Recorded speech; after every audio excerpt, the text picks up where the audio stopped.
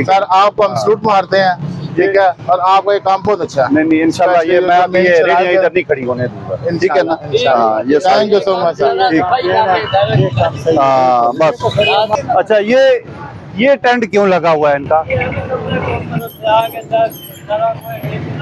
ये अभी गायब हो गया ये रस्सी खोलो बच्चे, ये रस्सी रिमूव करो, ये रस्सी, ये रोड के ऊपर पत्थर रखे हुए हैं।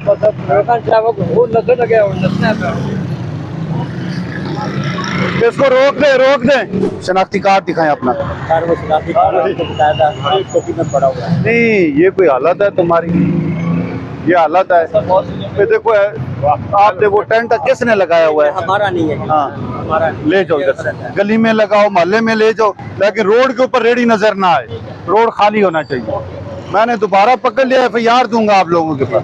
ये देखो रोड के ऊपर पत्थर इन रेडी वालों ने रखे हुए हैं, और इनको बुलाओ, रेडी वालों को बुलाओ, ये पत्थर साइड पे करें। ये खोलो, ये किस लिए लगाया हुआ है इन्होंने? देखो रस्सी खोल दो, ये सारे क्लोज कर। ये टेंट क्यों लगाया हुआ है इन्होंने? ये देखो ये टेंट लगा के नीचे आके खड़े हो जाते हैं। अभी ये रेडी वाले भाग गया इधर।